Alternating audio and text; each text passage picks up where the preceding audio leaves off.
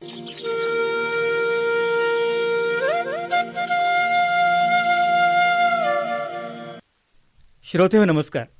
आधुनिक शेतीमध्ये पिकांचं उत्पादन वाढवण्यासाठी खतांचा वापर करणं अत्यंत आवश्यक आहे.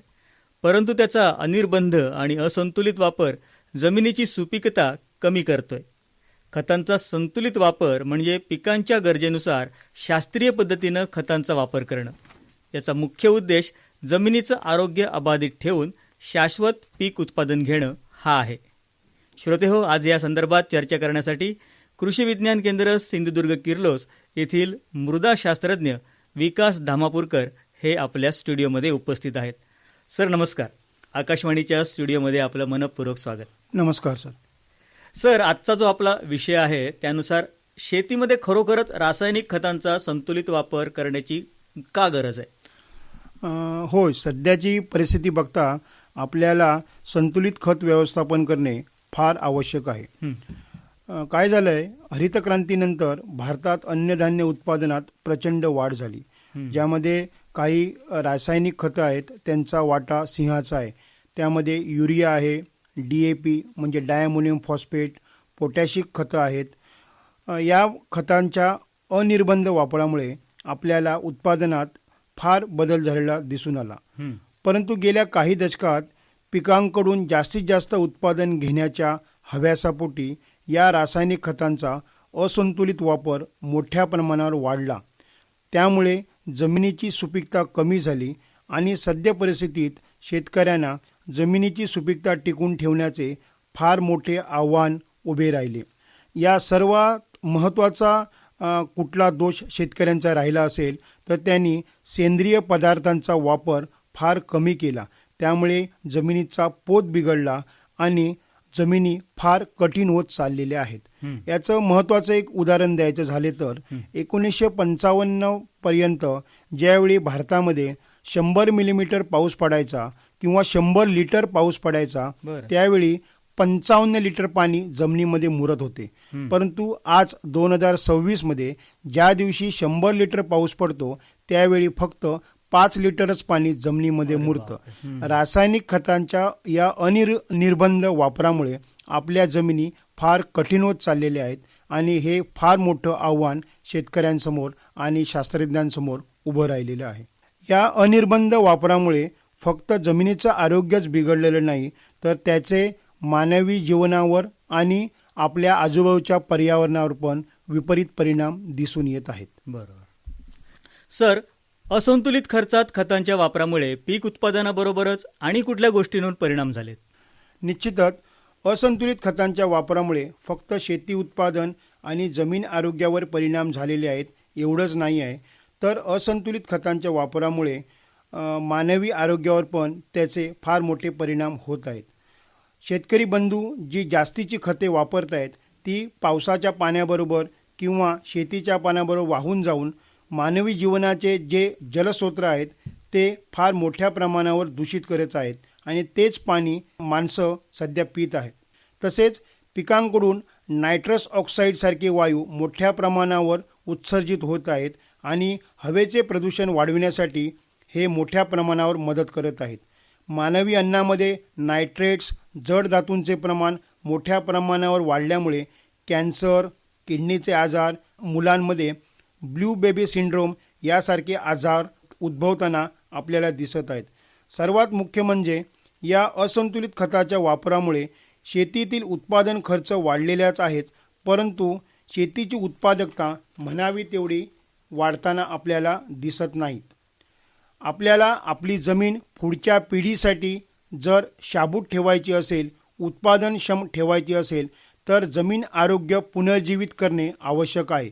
यासाठी रासायनिक खतांचा संतुलित वापर, सेंद्रिय खते, शेणखत, कंपोस्ट खत, जीवामृत, घनजीवामृत, हिरवळीची खते आणि सर्वात महत्त्वाचे म्हणजे माती परीक्षणावर आधारित खतांचा वापर करणे ही काळाची गरज राहणार आहे, कारण त्यावरच जमिनीची सुपीकता आणि शाश्वत उत्पादन ह्या दोन्ही गोष्टी टिकून राहणार आहेत.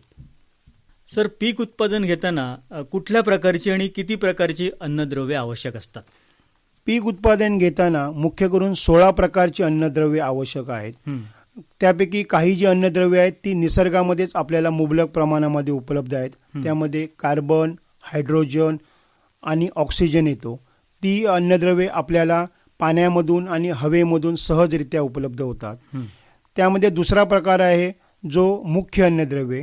मुख्य अन्नद्रव्यामध्ये नत्र, स्फुरद आणि पालाश ही अन्नद्रव्ये फार मोठ्या प्रमाणामध्ये पिकांच्या वाढीसाठी आवश्यक असतात. त्याच्यानंतर त्यामध्येच आणखीन एक प्रकार येतो दुय्यम अन्नद्रव्ये. त्यामध्ये कॅल्शियम, मॅग्नेशियम आणि गंधक येतो. आणि सर्वात महत्त्वाचं म्हणजे सूक्ष्म अन्नद्रव्ये. ती मोठ्या अन्नद्रव्यांपेक्षा किंवा मुख्य अन्नद्रव्यांपेक्षा फार कमी प्रमाणामध्ये लागतात. परंतु ही जी अन्नद्रव्ये आपण पिकांना उपलब्ध करून दिली नाहीत तर आपल्याला चांगल्या प्रकारचं दर्जेदार उत्पादन मिळणं मुश्किल आहे. त्यामध्ये आयर्न, जस्त, बोरॉन, मॉलिब्डेनम, क्लोरीन यासारखी सूक्ष्म अन्नद्रव्ये आहेत. बरोबर सर, आताच आपण म्हणालात की संतुलित खतांचा वापर करत असताना माती परीक्षण खूप महत्त्वाचं असतं. माती परीक्षणावरून नेमकं कशा प्रकारे आणि कशा प्रकारची माहिती शेतकऱ्यांना मिळते? माती परीक्षण हे अत्यंत आवश्यक आहे. शासन पण आपल्या स्तरावरून प्रत्येक शेतकऱ्याने माती परीक्षण करून घेण्यासाठी दरवर्षी मोहिमा राबवत असते. बरेच शेतकरी स्वतःहून पण माती परीक्षण करून करताना दिसत आहेत. ही एक चांगली आशादायी गोष्ट आहे. परंतु अजूनही माती परीक्षणाचं महत्त्व प्रत्येक शेतकऱ्याला पटलं नाही. माती परीक्षण वेळेत केल्यामुळे आपल्याला जमिनीची सुपीकता कळते, जमिनीचा पोत कळतो, आपल्या जमिनीमध्ये कुठल्या प्रकारची पिके आपण घेऊ शकतो, त्यांचं कशा प्रकारे नियोजन करू शकतो, जमिनीमध्ये असलेले जे काही उपलब्ध अन्न घटक आहेत जसे उपलब्ध नत्र, उपलब्ध स्फुरद, उपलब्ध पालाश यांची पातळी करते. जेणेकरून शेतकरी बंधू ह्या अन्नद्रव्यांच्या उपलब्धतेवर आपल्या शेतामध्ये कुठल्या प्रकारची खतं घालू शकतात ह्याचं नियोजन करू शकतो. सर्वात महत्त्वाचं म्हणजे जमिनीचा आरसा म्हणजे जमिनीचा सामू आणि जमिनीची विद्युत वाहकता या दोन गोष्टी आपल्याला माती परीक्षणावरून कळतात. बरं. चांगल्या पिकाच्या वाढीसाठी साधारणतः 6.5 ते 7.5 एवढा जमिनीचा सामू असणे आवश्यक आहे. कारण या जमिनीच्या सामूवरच जी काही आपण खतं घालणार आहोत, जी काही जमिनीमध्ये अन्नद्रव्ये उपलब्ध आहेत त्यांची उपलब्धता आणि त्यांची उपयोग क्षमता या सामूवरच अवलंबून असते. त्यामुळे माती परीक्षण केल्यामुळे शेतकरी बंधूंना या सर्व गोष्टींची माहिती मिळते आणि ते व्यावसायिक शेती चांगल्या प्रकारे या माती परीक्षणाच्या आधारावर करू शकतात. नक्कीच सर, आता आपण उल्लेख केलात सामूचा. सामू म्हणजे नेमकं काय असतं? जमिनीचा सामू म्हणजे जमिनीमध्ये हायड्रोजन आयनचे प्रमाण. थोडक्यात काय की जमिनीमध्ये ॲसिडचं प्रमाण, जमिनीमध्ये अल्कलीचं प्रमाण किती आहे हे आपल्याला जमिनीच्या सामूवरून कळतं. साधारणतः सिंधुदुर्ग जिल्ह्याचा जमिनीचा सामू हा 4.5 ते 5.5 एवढा आहे. तर तुम्ही पश्चिम महाराष्ट्रामध्ये गेलात तर तोच सामू साधारणतः 6 ते 7 आहे. पुढे विदर्भ मराठवाड्यामध्ये गेलात तर तोच सामू साधारणतः 7.5 ते 8.5 आहे.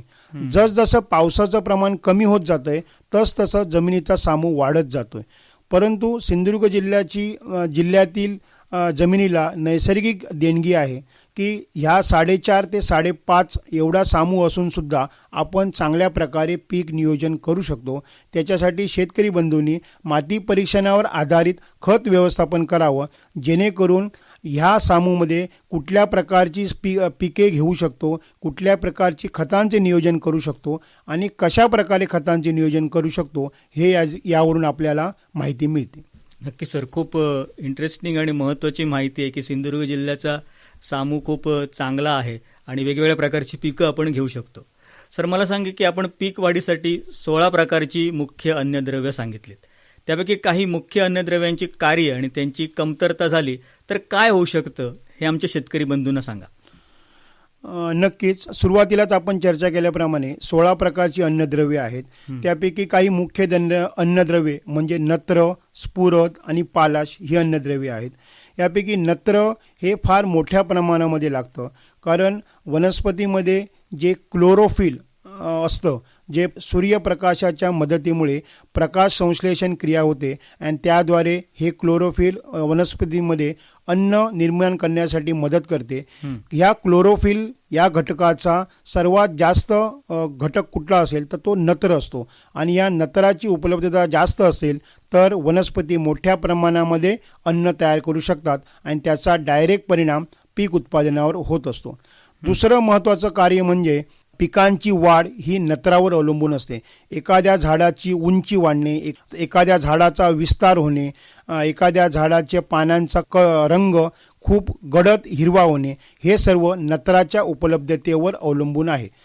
समजा दुर्दैवाने नत्राची कमतरता झाली तर पानांचा रंग हा फिक्कट पिवळा पडतो. त्याचबरोबर झाडांची उंची पण खुरटी राहते किंवा झाड उंच वाढत नाहीत, विस्तार होत नाहीत आणि त्याचा एकंदरीत परिणाम म्हणजे आपल्याला पीक उत्पादनामध्ये घट दिसते. यामधील दुसरं अन्न घटक आहे स्फुरद, त्याला इंग्लिशमध्ये फॉस्फरस म्हणतात. हे वनस्पतीमध्ये ऊर्जा निर्मितीपासून फळधारणेपर्यंत अनेक महत्त्वाची भूमिका बजावत असते. रोपांच्या सुरुवातीच्या काळात पांढऱ्या मुळांची संख्या वाढविणे यासाठी स्फुरद आवश्यक आहे. म्हणून कुठल्याही प्रकारचं पीक घेत असताना सुरुवातीच्या काळात त्या पिकांना स्फुरद देणे आवश्यक आहे. तिसरं महत्त्वाचं खत आहे हे पालाश. पालाश हे खत पिकांमध्ये पाण्याची कमतरता आणि पाण्याचं नियोजन करत असतं. एखाद्या वनस्पतींची रंध्रे, इंग्लिशमध्ये त्याला स्टोमाटा म्हणतात, ती किती वेळ उघडी ठेवायची, किती वेळ बंद करायची, हे महत्त्वाचं काम पोटॅश करत असतो. म्हणून ज्या जमिनीमध्ये पोटॅशची किंवा पालाशची उपलब्धता जास्त आहे अशा जमिनीतील पिके दुष्काळी काळात पण चांगल्या प्रकारे तग धरू शकतात.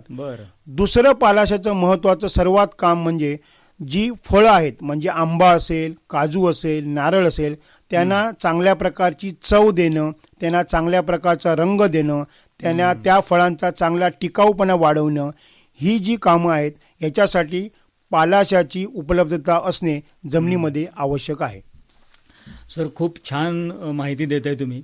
आता आपण माती परीक्षणानंतर जमिनीची सुपीकता टिकवून ठेवण्यासाठी सेंद्रिय पदार्थांचा वापर करावा असं म्हटलं, तर सेंद्रिय खतं किंवा सेंद्रिय पदार्थ म्हणजे नेमके कुठले आणि त्यामुळे खरोखरच मातीचं पोषण होतं का? होय, नक्कीच. सेंद्रिय पदार्थ हे वापरण्याचं प्रमाण आता दुर्दैवाने काही शेतकऱ्यांमध्ये कमी होत चाललेले आहे. त्याची कारणे पण भरपूर आहेत. म्हणजे सेंद्रिय पदार्थांचा उपलब्धता होत नाही आहेत. प्रत्येक ठिकाणी मनुष्यबळ कमी होत चाललेली आहे. त्याच्यामुळे त्याचे दुष्परिणाम आपल्या शेती उत्पादनावर दिसत आहेत. परंतु सेंद्रिय पदार्थ जर वापरले तर त्याचे खूप मोठे फायदे शेतकरी बंधूंना दिसू शकतात. सेंद्रिय पदार्थ म्हणजे शेणखत, कंपोस्ट खत, हिरवळीची खते, जीवामृत, घनजीवामृत, काही खाद्य अखाद्य पेंडी म्हणजे भुईमुगाची पेंड, कापसाची पेंड, महुआ पेंड, नीम पेंड म्हणजे कडुलिंबाची पेंड, त्याचबरोबर काही मासळी खतं, हाडाची खते किंवा काही ठिकाणी उपलब्धता असेल तर चामड्याची खते, ही काही सेंद्रिय खते आहेत. तर काही हिरवळीची खते म्हणजे काही पालापाचोळा वापरतात, म्हणजे करंज, धेंचा, गिरीपुष्प यासारख्या वनस्पतींचा पाला वापरतात, ती हिरवळीची खते आहेत. यांचा फायदा जमीन आरोग्य व्यवस्थापनामध्ये आणि संतुलित खत व्यवस्थापनामध्ये फार महत्त्वाचा आहे. सर, नक्कीच.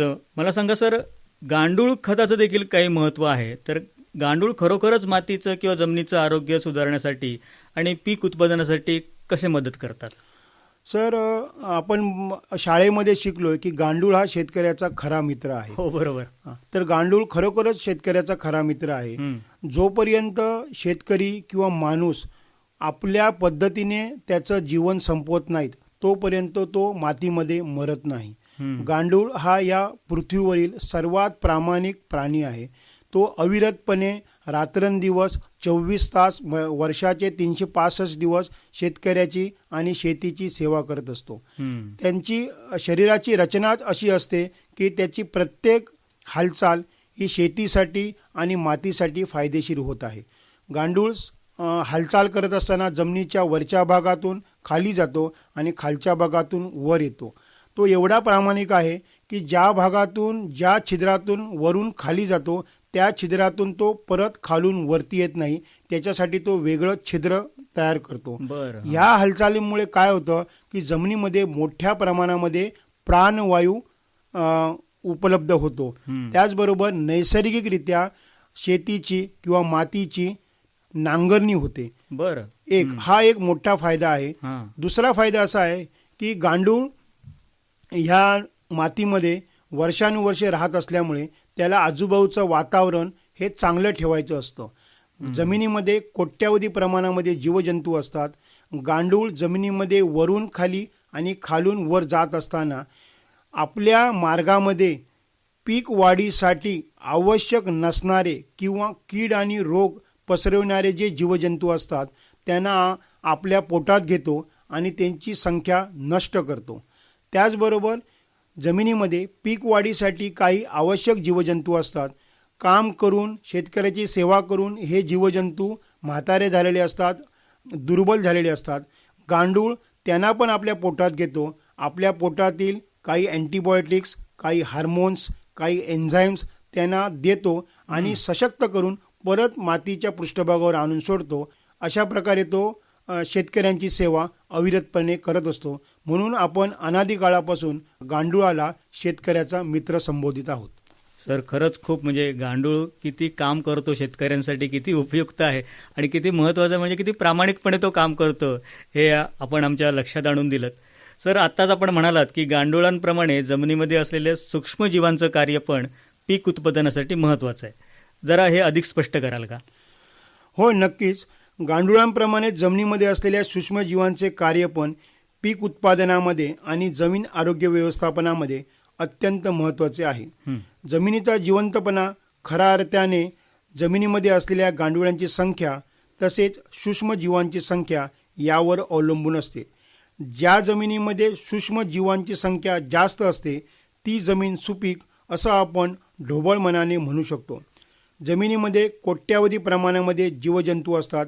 त्यामध्ये ॲझॅटोबॅक्टर, ॲसिटोबॅक्टर, रायझोबियम, अझोस्पिरिलियम, अझोला हे आहेत.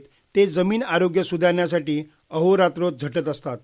तर पिकांच्या वाढीदरम्यान येणाऱ्या विविध कीड आणि रोगांचा बचाव करण्यासाठी ट्रायकोडर्मा, सुडोमोनास, बॅसिलस, मायकोरायझा, मेटारायझिम यासारखे सूक्ष्मजीव मोलाची भूमिका बजावत असतात. यासारख्या उपयुक्त सूक्ष्मजीवांचा वापर शेतीमध्ये वाढवणे फार गरजेचे आहे. त्यातून पर्यावरणपूरक शेती होण्याबरोबर उत्पादनात पण सातत्य मिळू शकते. सर, मला सांगा की आपण कशा प्रकारे जमिनीमध्ये या सूक्ष्मजीवांची संख्या वाढवू शकतो? यासाठी कुठल्या प्रकारची खतं बाजारामध्ये आहेत का? हो, जशी बाजारामध्ये रासायनिक खतं उपलब्ध आहेत, सेंद्रिय खतं उपलब्ध आहेत, त्याप्रमाणे आता काही सूक्ष्मजीव उत्पन्न करून देणारी किंवा त्यांची वाढविणारी काही जैविक खते बाजारामध्ये उपलब्ध आहेत. त्यामध्ये मुख्य करून रायझोबियम खते, ॲझॅटोबॅक्टर खते, निळे हिरवे शेवाळ, फॉस्फरस सोल्युबिलायझिंग बॅक्टेरिया म्हणजे त्याला स्फुरत विरघळणारी खते म्हणतात, आणि पालाश मोबिलायझिंग खते अशी बाजारामध्ये उपलब्ध आहेत. यांचा वापर आपण सहजरित्या करू शकतो. वापरण्याची पद्धत पण अत्यंत सोपी आहे आणि शेतकरी बंधू त्यांचा वापर भुईमूग, भात, ऊस, भाजीपाला इत्यादी पिकांमध्ये करू शकतो. या जैविक खतांच्या वापरामुळे साधारणतः 20 ते 30% रासायनिक खतांची बचत होतेच. म्हणजे शेती उत्पादनातील खर्च कमी होतोच, परंतु त्याचबरोबर जमीन आरोग्य सुधारण्यामध्ये आपल्याला फार मोलाची मदत मिळत आहे. सर, आपण रासायनिक संतुलित खतं वापरण्यामध्ये आणि काही 2-3 महत्त्वाचे मुद्दे सांगितलेत. त्यामध्ये हिरवळीच्या खतांचा वापर सांगितलात. हिरवळीची खतं म्हणजे नेमकं काय आणि शेतकरी बंधूंनी त्याचा कसा वापर करावा? फार चांगला प्रश्न विचारलात आपण. हिरवळीचे खत म्हणजे शेतात वाढलेल्या हिरव्या वनस्पती, झाडांचा पाला किंवा पानांच्या कोवळ्या फांद्या बाहेरून आणून अथवा मुद्दाम जमिनीमध्ये गाडून ही पिके फुलोऱ्यावर यायच्या अगोदर शेतात नांगरून ती एकजीव करणे याला हिरवळीचे खत म्हणतात. यात मुख्यतः 2 प्रकार आहेत. शेतात लागवड करून घेण्यात येणारी हिरवळीची खते आणि दुसरी म्हणजे हिरव्या कोवळ्या पानांचे हिरवळीचे खत. कोकणात मुख्य करून दोन्ही प्रकारच्या हिरवळीच्या खतांचा वापर केला जातो आणि त्यांचे फायदे पण अत्यंत चांगले आहेत. पहिला जो प्रकार आहे शेतात लागवड करून घेण्यात येणारी हिरवळीची खते, यामध्ये कोकणात मुख्य करून धेंच्या हे पीक घेतलं जातं. मुख्य करून त्याचा भात पिकामध्ये वापर केला जातो. भात पीक लागवडीच्या अगोदर म्हणजे लावणीच्या अगोदर साधारणतः 40 दिवस हेक्टरी 40 किलो धेंच्या बियाणं संपूर्ण शेतामध्ये पसरून टाकायचं. साधारणतः 30 ते 35 दिवसामध्ये हे पीक फुलोऱ्यावर येतं. म्हणजे ज्या दिवशी आपल्याला भातामध्ये लावणी करायची आहे त्याच्या अगोदर 2 दिवस हे पीक जमिनीमध्ये नांगरणी करून पूर्ण गाडून टाकायचं आणि ते पूर्ण मिसळायचं. या धेंच्या या पिकाचा एवढा फायदा होतो की आपल्या जमिनीमध्ये असणारे सेंद्रिय कर्बाचे प्रमाण वाढते आणि त्याचबरोबर जमिनीमध्ये जमीन अधिक भुसभुशीत होण्यासाठी आणि जमिनीमध्ये खूप मोठ्या प्रमाणामध्ये सेंद्रिय पदार्थ वाढविण्यासाठी याचा वापर होतो. दुसरा जो प्रकार आहे की बाहेरून आपण काही पानं किंवा फांद्या आणायच्या आणि त्या शेतामध्ये गाडायच्या. त्यामध्ये कोकणामध्ये भरपूर प्रमाणामध्ये काही वनस्पती नैसर्गिकरित्या उपलब्ध आहेत. त्यामध्ये गिरीपुष्प आहे, करंज आहे, सुबाबूळ आहे, टाकळा आहे, किंजळ आहे. यासारख्या वनस्पतींची पानं बाहेरून आणायची आणि ती जमिनीमध्ये मिसळून गाडून टाकायची. परंतु आता सध्याची परिस्थिती बघता काही वनस्पती या आपल्याला सहजरित्या उपलब्ध होत नाहीत. परंतु गिरीपुष्प, त्याला इंग्रजीमध्ये ग्लिरिसिडिया म्हणतात, हे अत्यंत महत्त्वाचं हिरवळीचं खत आहे आणि सहजरित्या शेतकऱ्यांना उपलब्ध होत असतं. एक जरी फांदी शेतकऱ्यांनी आपल्या शेताच्या बांध्यावर लावली तर दुसऱ्या वर्षी 10 किलोपर्यंत पाला सहज तो शेतकऱ्यांना उपलब्ध होतो. या गिरीपुष्पाचा पाल्याचा जर वापर शेतकरी बंधूंनी भात पिकामध्ये लावणीच्या वेळी जर केला तर त्यापासून 2.70% पर्यंत नत्र आणि 0.5% पालास सहज उपलब्ध होतो. कृषी विज्ञान केंद्राने ह्याच्या ट्रायल्स शेतकऱ्यांच्या शेतावर घेतलेल्या आहेत. दरवर्षी अशा प्रकारचा गिरीपुष्पाचा पाला जर शेतकऱ्यांनी वापरला तर 3 ते 4 वर्षात साधारणतः जी रासायनिक खतांची मात्रा शेतकरी बंधू भात पिकासाठी वापरतात त्यामध्ये 50% बचत होऊ शकते. नुसती रासायनिक खतांची मात्रा वाचणार नाही आहे तर एकंदरीत जमीन आरोग्य सुधारण्यासाठी आपल्याला फार मदत होणार आहे. सर, यामध्ये आणखीन एक प्रश्न आहे की आपण रासायनिक खतांची मात्रा कमी करण्यासाठी आणखीन कुठल्या प्रकारची उपाययोजना करणं आवश्यक आहे, काय सांगाल? आता आपण एक 3-4 गोष्टी बघितल्या जेणेकरून आपण रासायनिक खतांची मात्रा कमी करू शकतो. जसं हिरवळीचं खत आहे, जैविक खत आहे. त्याचबरोबर महत्त्वाचा एक मुद्दा आहे तो पिकांची फेरपालट. त्याला इंग्रजीमध्ये क्रॉप रोटेशन म्हणतात. पिकांची फेरपालट म्हणजे काय की वर्षानुवर्षे एकाच जमिनीमध्ये एकाच प्रकारची पिके न घेता वेगवेगळ्या पिकांचा अंतर्भाव पीक पद्धतीमध्ये करायचा, जेणेकरून जमिनीच्या वेगवेगळ्या स्तरांमधील अन्नद्रव्यचा वापर होऊन जमिनीचं आरोग्य संतुलित राहील. उदाहरण द्यायचं झालं तर कोकणामध्ये भात पिकानंतर जर आपण भुईमूग, कुळीत, उडीद, मूग, चवळी घेतली तर आपल्याला त्याचा जमीन आरोग्य व्यवस्थापनामध्ये फार फायदा होऊ शकतो.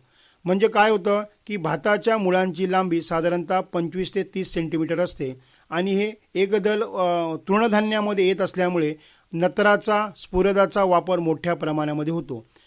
भाताची कापणी झाल्यानंतर आपण नंतर कुळीत, उडीद, मूग, भुईमूग इत्यादी पिकं घेतली तर ह्या पिकांच्या मुळांच्यावर गाठी तयार होतात आणि या गाठींमध्ये जमिनीमध्ये असलेले सूक्ष्मजीव राहतात. हे सूक्ष्मजीव हवेतील नत्र जमिनीमध्ये स्थिर करतात, जमिनीमध्ये नत्राचं प्रमाण वाढवतात आणि आपलं जीवनक्रम संपवतात. पुढच्या अंगामध्ये जेव्हा आपण भात पीक घेतो तेव्हा हा जमिनीमध्ये साठलेला नत्र या भात पिकाला उपलब्ध होतो आणि आपोआपच नत्राची मात्रा आपल्याला कमी द्यावी लागते. असा हा पीक फेरफालटीचा फायदा आहे. नक्की सर, खूप इफेक्टिव्ह ही संकल्पना आहे. सर, मला सांगा की जमिनीची मशागत आणि जमिनीचं आरोग्य याचा काही संबंध आहे का? जमिनीची मशागत आणि जमिनीचे आरोग्य यांचा फार घनिष्ठ संबंध आहे. परंतु आता सध्याच्या यांत्रिकीकरणाच्या घोळात आपण जमिनीची मशागत करणे विसरलेलो आहे. जमिनीची मशागत म्हणजे काय की जमिनीची सहजरित्या उलटापालट करणे किंवा हळूवारपणे उलटापालट करणे. देशी नांगराच्या साहाय्याने, बैलजोडीच्या साहाय्याने जी नांगरणी केली जाते, अजूनही त्या नांगरणीला शेतीशास्त्रामध्ये आदर्शवत नांगरणी समजली जाते. कारण काय, नांगरणी करत असताना फक्त उलटापालट होणे गरजेचं आहे. यांत्रिकीकरणामुळे आपण जी नांगरणी करतो त्याच्यामुळे जमिनीची चिखलणी होते आणि जमिनीची नैसर्गिक रचना आपण बिघडवतो.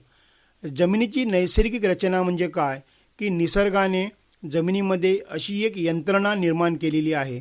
जे काही रासायनिक खत असेल, सेंद्रिय खतं असतील, जैविक खतं असतील, हिरवळीची खतं असतील, ही खते विरघळल्यानंतर त्यांची कुजण्याची प्रक्रिया पूर्ण झाल्यानंतर पिकांच्या मुळांना ती उपलब्ध करून देण्याचं काम करणारी कुठली तरी यंत्रणा हवी असते.